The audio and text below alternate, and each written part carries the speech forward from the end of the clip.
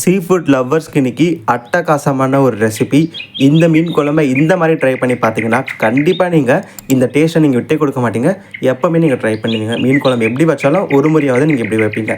இன்றைக்கி நம்ம சந்திரா சஞ்சரப்பேட்டையில் பார்க்க போகிறது தேங்காய் பால் மீன் குழம்பு. இந்த தேங்காய் பால் மீன் குழம்பு நிறைய வெரைட்டியில் பண்ணுறாங்க. கேரளாவில் ஒரு விதமாக பண்ணுறாங்க, நம்ம தமிழ்நாட்டில் ஒரு விதமாக பண்ணுறாங்க. நம்ம சந்திரா சஞ்சரப்பேட்டி ஸ்டைலில் எப்படி பண்ணலான்றதை பார்க்கலாம்.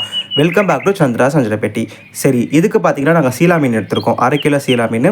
அதுக்கப்புறம் வெங்காயம் 150 கிராம் சின்ன வெங்காயம், 15 பல்லு பூண்டு, 4 பச்சை காஞ்ச மிளகாய், அதுக்கப்புறம் கருவேப்பிலை தேவையான அளவுக்கு, 1/2 மூடி தேங்காய் எடுத்துருக்கோம். இதை நல்லா திருவி அரைச்சி பால் எடுக்கிறதுக்கு. அப்புறம் 3 தக்காளி, அதுக்கப்புறம் ஒரு எலுமிச்சப்பழ அளவுக்கு புளி. இதை நாங்கள் தண்ணியில் ஊற வச்சு உப்பு போட்டு ஊற வச்சுருக்கோம். சரி வாங்க இதுக்கு ஒரு மசாலா அரைச்சிடலாம். இதுக்கு பார்த்தீங்கன்னா 1 ஸ்பூன் சீரகம் எடுத்துருக்கோம், சோம்பு 3/4 ஸ்பூனு, வெந்தயம் 1/2 ஸ்பூனு. இதெல்லாம் அரைச்சி நம்ம மசாலா பண்ண போகிறோம். சரிங்களா? மீன் சீலா மீன் மட்டும் இல்லை, நீங்கள் சங்கரா மீன் சேர்க்கலாம், வஞ்சர மீன் சேர்க்கலாம், மத்தி மீன் சேர்க்கலாம். எந்த மீன் சேர்த்தாலும் இந்த மீன் குழம்பு சூப்பராக இருக்கும். சரி வாங்க அந்த மசாலா அரைச்சிடலாம். இப்போது அடுப்பில் மண் சட்டியை வச்சு இந்த சீரகம், சோம்பு, வெந்தயம் இதை சேர்த்துட்டு எல்லாத்தையும் நல்லா பொன்னிறமாக வறுத்து எடுக்கணும். இது பொன்னிறமாக வறுத்து எடுத்து அரைச்சாதான் அந்த மசாலா கரெக்டான கன்சிஸ்டன்சிக்கு வரும். அப்போ தான் நம்ம மீன் குழம்புல சேர்த்து இதை பண்ண முடியும். பார்த்தீங்களா, நல்லா ஃப்ரை ஆகிடுச்சு. இப்போ இதை நம்ம மிக்ஸி ஜாரில் சேர்த்துட்டு நல்லா அரைச்சி எடுத்துடலாம். நம்ம எப்படின்னா கொரன்னு அரைக்க வேணாம், கொஞ்சம் கொரன்னு லைட்டாக அந்த தூள் வர அளவுக்கு அரைச்சா போதும். அந்த 1/2 மூடி தேங்காய் இருக்கு இல்லையா, அதை அரைச்சி அந்த பாலையும் நாங்கள் எடுத்து வச்சாச்சு. சரி, இப்போ புளி கரைச்சலில் பண்ணிடலாம். புளியை நல்லா கரைச்சி எடுத்துகிட்டு அது கூட 1/2 ஸ்பூன் மஞ்சத்தூளை சேர்த்துக்கோங்க. மஞ்சத்தூள் சேர்த்த பிறகு நாங்கள் வீட்டில் அரைச்ச குழம்பு மிளகாத்தூள் சேர்க்க போகிறோம். குழம்பு மிளகாத்தூள் பார்த்தீங்கன்னா 3 ஸ்பூன், 3 to 4 ஸ்பூன் குழம்பு மிளகாத்தூளை சேர்த்துக்கோங்க. கடையில் வாங்காதீங்க, வீட்டில் பண்ணி சேர்த்தா அது ஒரு டேஸ்ட் கொடுக்கும், உடம்புக்கு ரொம்ப ரொம்ப நல்லதும் கூட.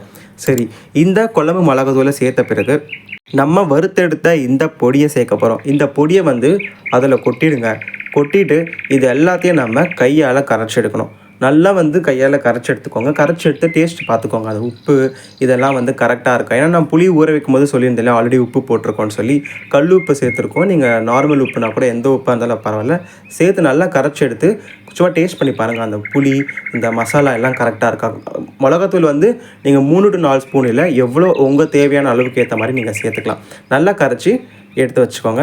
இப்போது மீன் குழம்பு செய்ய ஆரம்பிச்சிடலாம். இப்போ அடுப்பில் நம்ம மண் சட்டியை வச்சு நல்லெண்ணெய் ஊற்ற போகிறோம். 50 கிராம் நல்லெண்ணெயை ஊற்றிருக்கோம். நீங்கள் நல்லெண்ணெய் இல்லை தேங்காய் எண்ணெய் கூட ஊற்றலாம், ரெண்டுமே உடம்புக்கு ரொம்ப ரொம்ப நல்லது. நாங்கள் 50 கிராம் நல்லெண்ணெயை ஊற்றி இது கொதிச்சு வர இந்த டைமில் என்ன பண்ண போகிறோம்னா நம்ம தாளிக்க போகிறோம். நார்மல் தாளிப்பு தான், கூட நாங்கள் வடகம் சேர்க்க போகிறோம். சரி, இப்போ தாளிப்பு எப்படி பண்ணுறது காட்டுறேன். கடுகு, இப்போ எண்ணெய் நல்லா பொரிஞ்சு வர அந்த டைமில் கடுகு சேர்த்துக்கோங்க. 1 ஸ்பூன் கடுகு, 1/2 ஸ்பூன் சீரகம் போதும். இதை சேர்த்துட்டு இது கொஞ்சமாக வெடிச்சு வர அந்த டைமில் நம்ம வீட்டில் பண்ண வடகத்தை சேர்க்க போகிறோம். இப்போ பார்த்தீங்களா, வீட்டில் பண்ண வடகம் ஆல்ரெடி இது யூடியூப்பில் ஒரு வீடியோவாக போட்டிருக்கோம். வீட்டில் எப்படி பண்ணுறது, நாங்கள் 30 நாள் அந்த வடகத்தை காய வச்சு எடுத்து யூஸ் பண்ணிகிட்ருக்கோம். இது 1 வருஷம் மட்டும் கிடையாது, நீங்கள் 5 வருஷம் வச்சு கூட யூஸ் பண்ணலாம். அதுக்கான அந்த டிப்ஸ் எல்லாத்தையும் நாங்கள் அந்த வடகம் வீடியோவில் கொடுத்துருக்கோம். மறக்காமல் பார்த்து நம்ம சேனலை சப்ஸ்கிரைப் பண்ணுங்கள், சப்போர்ட் பண்ணுங்கள். உங்கள் ஃப்ரெண்ட்ஸ்க்கு, உங்கள் ஃபேமிலி, நெய்பர்ஸ்க்கெல்லாம் ஷேர் பண்ணுங்கள். ஓகேங்களா? சரி, இப்போது வடகத்தை சேர்த்தாச்சு, இதுவும் நல்லா புரிஞ்சு வந்தாச்சு.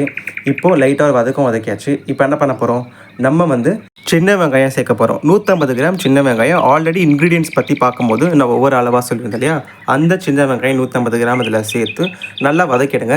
சின்ன வெங்காயம் இல்லை, நீங்கள் பொடியாக நறுக்குன்னா பெரிய வெங்காயத்தை கூட சேர்த்துக்கலாம். பட் சின்ன வெங்காயம் சேர்த்தா டேஸ்ட் நிஜமாக அவ்வளோ அட்டகாசமாக இருக்கும், ஏன்னா அதில் அவ்வளோ நன்மைகள் இருக்குது. சரி, சின்ன வெங்காயத்தை சேர்த்த பிறகு நம்ம என்ன பண்ண போகிறோம், பூண்டு பார்த்தீங்கன்னா 15-16 பூண்டை சேர்த்துட்டு பச்சை மிளகா 4 பச்சை மிளகா சேர்த்துடலாம். சேர்த்துட்டு இதை நல்லா வதக்கிடுங்க. இது நல்லா ஃப்ரையெல்லாம் வர வேணாம், நம்மளுக்கு ஒரு பொன்னிறமாக வந்தால் போதும். இப்போ நீங்கள் கடாயிலெல்லாம் வறுத்து எடுத்திங்கன்னா உங்களுக்கு தீய வரும், அது அடி பிடிக்கும். இந்த பச்சை மிளகா கூட பார்த்தீங்கன்னா முன்ன ஒரு கலர் பின்ன ஒரு கலர் தீஞ்சு போன கலர் மாதிரி வரும். பட் இந்த மண் சட்டியில் பண்ணிங்கன்னா குழம்பு எந்த குழம்பாக இருந்தாலும் டேஸ்ட் அவ்வளோ பிரமாதமாக இருக்கும். நாங்கள் எல்லாமே இந்த மீன் குழம்புலாம் மண் சட்டியில் தான் பண்ணுவோம். இப்போ ஒரு கைப்பிடி அளவுக்கு கருவேப்பிலையை தூவி விட்டுக்கலாம். கருவேப்பிலையை தூவி விட்டு திரும்பவும் வறுத்தெடுங்க. இது நீங்கள் நல்லா வறுத்தெடுக்கலாம், பொன்னிறமாக ஆகிற வரைக்கும் வறுத்தெடுத்தால் போதும். ஏன்னா அப்போ தான் இந்த சின்ன வெங்காயத்தோட ஃப்ளேவர், பச்சை மிளகாவோட ஃப்ளேவர் எல்லாமே ஆல்ரெடி தாளிச்சோம் இல்லையா, கடுகு வடகத்தெல்லாம் சேர்த்து எல்லாமே நல்லா ஒரு டைம் அந்த கன்சிஸ்டன்சியாக நம்ம வறுத்து எடுக்கணும். அந்த டைம் வந்துச்சுன்னா போதும், அந்த எண்ணெயோட இந்த டேஸ்டெல்லாம் கலந்து மிக்ஸ்அப் ஆகிடும். சரி, இது நல்லா பொன்னிறமான பிறகு நம்ம என்ன பண்ண போகிறோம், தக்காளியை சேர்க்க போகிறோம்.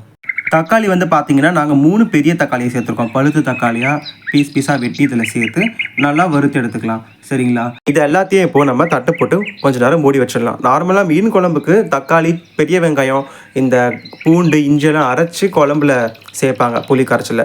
பட் இந்த தேங்காய் பால் மீன் குழம்பு ரொம்ப டிஃப்ரெண்ட். இந்த தக்காளி, வெங்காயம் எல்லாத்தையும் நம்ம பொன்னிறமா வறுத்து எடுத்து தான் இந்த குழம்ப வைக்க போகிறோம். இப்போ பார்த்தீங்களா, ஆல்மோஸ்ட் வந்து இந்த தக்காளி, வெங்காயம் எல்லாம் நல்லா வறுப்பட்டாச்சு. இப்போ வெறும் ஒரு 60 செகண்ட்ஸ் நல்லா இதை ஒரு ஃப்ரை பண்ணி விட்டுட்டு நம்ம இதில் புளி கரைச்சலை ஊற்றிடலாம். அந்த புளி கரைச்சல் நம்ம பண்ணோம் பார்த்தீங்களா, வீட்டு மிளகாத்தூள், அந்த பொடி, இதெல்லாம் மஞ்சத்தூள் போட்டு நல்லா கரைச்சி எடுத்த அந்த புளி கரைசலை இதில் ஊற்றிடலாம். ஊற்றிட்டு என்ன பண்ண போகிறோம், நாங்கள் இது கூடயே வந்து 1/2 டம்ளர் தண்ணி ஊற்றி அதையும் சேர்த்துருக்கோம். தண்ணி நீங்கள் வேணால் ஊற்றிக்கலாம், இல்லைனா வேணாம். ஏன்னா வந்து நீங்கள் தண்ணி கொஞ்சம் ஊற்றுனீங்கன்னா நல்லா அது கொதிச்சு வர டைமில் சுண்டி வந்துடும். ஸோ சுண்டி வந்துச்சுன்னா மீன்லாம் இறக்கி இந்த மீன் குழம்ப அட்டகாசமாக செஞ்சிடலாம்.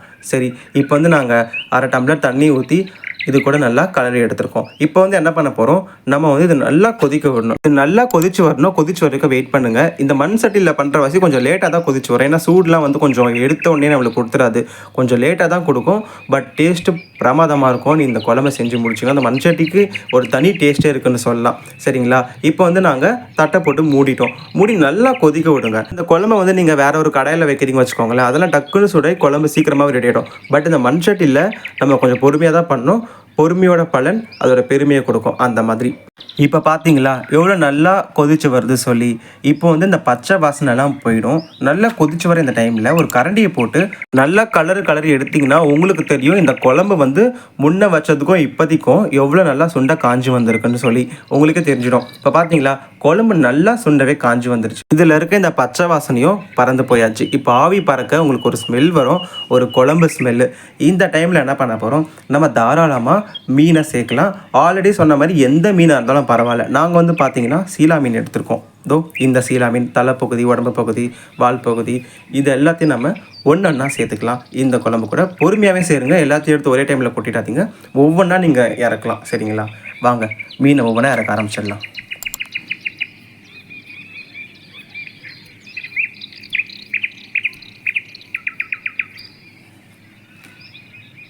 மீன் வந்து ஆல்மோஸ்ட் இறக்கியாச்சு. இன்னும் கொஞ்சம் போடணும். எல்லாத்தையும் ஒரே சைடில் போடாதீங்க. அப்படியே சுற்றி ஒவ்வொரு பக்கமாக தலையும் வாலையும் உடம்பு பக்கத்தையும் இறக்கலாம். இந்த மீனை வந்து நீங்கள் சேர்க்கும் போது உங்களுக்கு சின்னதாக ஒரு ஸ்மெல் வந்து கிளம்பிட்டோம். எப்படா இந்த மீன் குழம்பை முடிக்க போகிறோன்ற ஒரு கியூரியாசிட்டி நமக்குள்ளேயே வந்துடும். ஆக்சுவலாக எவ்வளோ தான் நம்ம அந்த கறி குழம்பு, மட்டன் குழம்பு பண்ணாலும் இந்த மீன் குழம்புக்கு ஒரு தனி ஃபேன் பேஸே இருக்குது. ஈவன் நாங்களாம் வந்து வாரத்தில் 4 நாள் இல்லை 3 நாள் மீன் குழம்பு கண்டிப்பாக வச்சிடும். பிகாஸ் நாங்கள் கோஸ்டல் சைடில் இருக்கோம், சென்னையில் இருக்கோம். கண்டிப்பாக மீன் இல்லாமல் அந்த வாரம் எங்களுக்கு முடியவே முடியாது. ஸோ இப்போ நல்லா அது கொதிச்சு வரட்டும். நம்ம வந்து இப்போ என்ன பண்ண போகிறோம், மீனை சேர்த்துட்டோம் இல்லையா, இதை வந்து எடுத்து நல்லா ஒரு ஆட்டணும்.